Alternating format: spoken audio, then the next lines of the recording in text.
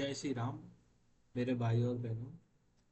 मेरा नाम बागवानी धीरज अनिल कुमार है और मैं गुजरात के अहमदाबाद डिस्ट्रिक्ट से बिलोंग करता हूँ।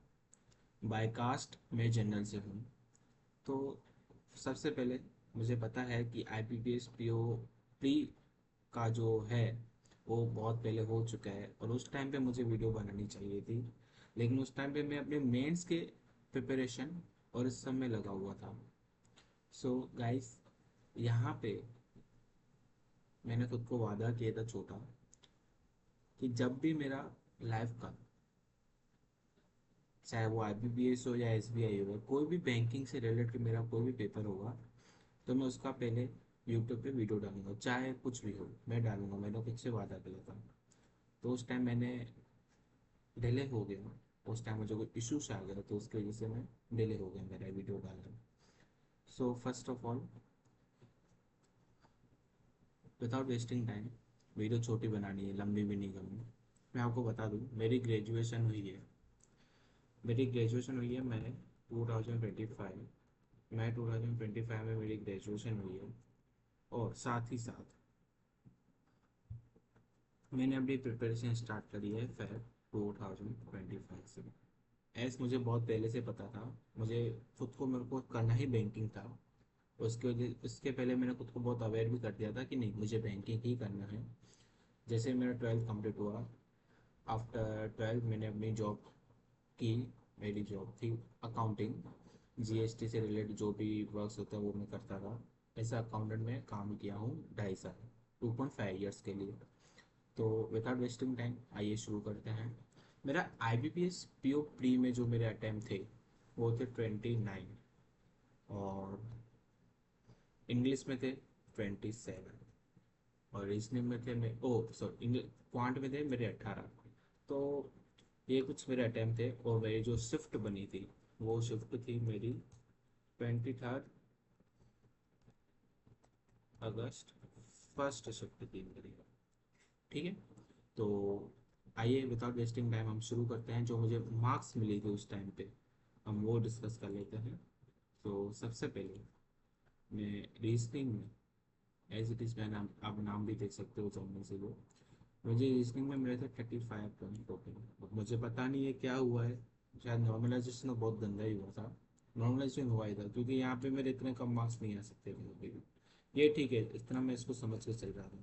तो टोटल कट ऑफ गई थी इतना, और मेरे मार्क्स बने हैं कुल 63.46। तो यहाँ पे इसके बाद रिजल्ट आई। रिजल्ट के मैंने 2 हफ्ते पहले ही, इन सेंस बोल सकते हैं कि प्री अटेम्प्ट करने के बाद IBPS PO का, उसके बाद से मैं थोड़ा, मेरे हेल्थ इश्यूज आ गए थे। हेल्थ इशू हो गया था मुझे, मतलब मुझे कुछ फीवर वगैरह बहुत उतर ही नहीं रहा था, और घर पे भी कुछ इशू हो गए थे। तो इसकी वजह से मैंने एक हफ्ते बाद, प्री के एक हफ्ते बाद मैंने मेरी मेंस की प्रिपरेशन स्टार्ट की। मुझे पता था कि मुझे क्या करना है। तो इन सेंस फिर भी मैंने अपना बेस्ट दे के आया हूँ। मेरे को अटेम्प्ट याद नहीं है IBPS PO मेंस के, फिर भी मैंने जो मार्क्स, मैंने पजल अटेम्प्ट की थी 15 पजल्स इंटू 2 मार्क्स के, ऐसा कुछ मैंने अटेम्प्ट किया था, और 8 नंबर के एक, इसे मैंने अटेम्प्ट किए थे।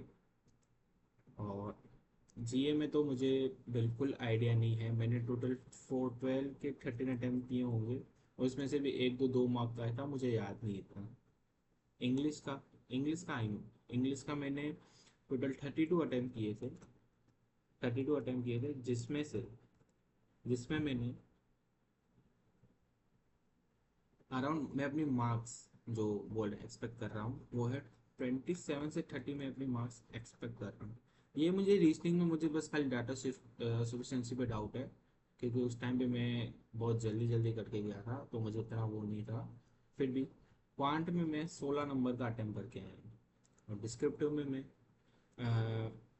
मैंने पहले बहुत बढ़िया लिखा था एक्चुअली। मैंने फर्स्ट वाला उठाया था जो वो कंसर्न्स के बारे में था, भाई अपन को वो गवर्नमेंट को प्राइवेसी भी रखनी है।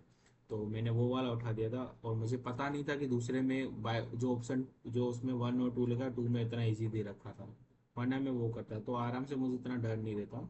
इसमें मेरे आराम से, मैं अगर बोलूँ 10 या 15 के बीच आ जाएंगे मुझे नंबर। लेकिन जैसे कि मैं वरुण सर से करता हूँ इंग्लिश, तो उन्होंने बोला इस बार डिस्ट्रिक्ट का कट ऑफ बहुत डाउन जाएगा, तो मे भी हो सकता है कि मुझे 15 से भी ऊपर मिल सके, क्योंकि ऐसे तो मैंने बढ़िया लिखा है, मैंने खराब नहीं लिखा है। ऐसे मेरा बहुत सही गया था डिस्क्रिप्टर। ठीक है, तो यहाँ तक की है ये बहुत छोटी सी वीडियो।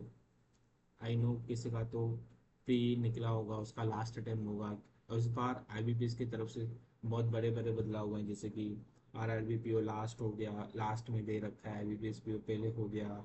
उसके बाद एसबीआई क्लर्क का, एसबीआई ने भी थोड़ा इस बार सरप्राइजिंग की तरह काम किया है, एज इट इज, एज हम उसको नाम भी दे रखे हैं सरप्राइज बैंक ऑफ इंडिया। तो दिल छोटा मत कीजिए दोस्तों, सब सही होता है, सब होगा, थोड़ा धैर्य रखें। मार्च में भी मेरे साथ यही हुआ था, मेरे को कुछ समझ नहीं आ रहा था। मैंने अपने 2 सब्जेक्ट को पक्का बना लिया, लाइक रीजनिंग या इंग्लिश को मैंने बना लिया, आपको नीचे दिखाई भी दे दिया होगा। तो मैं आपको बस यही बोलूँगा कि जितना हो सके आप अपने सब्जेक्ट जो आपको पता है कि मुझे यहाँ वहाँ से नंबर मिल सकते हैं, आप वहाँ से स्टार्ट करें। उसको इतना पक्का बना लें कि आपसे अगर, आपके पास अगर 10 लोग हैं, तो उन 10 में से आप टॉप 3 में तो आ ही पाए। बस दोस्तों, मेरा एक छोटा सा वीडियो यहाँ तक ही है। अब नेक्स्ट वीडियो बहुत जल्दी आएगा एसबीआई क्लब के ऊपर। ओके, थैंक यू, जय श्री राम।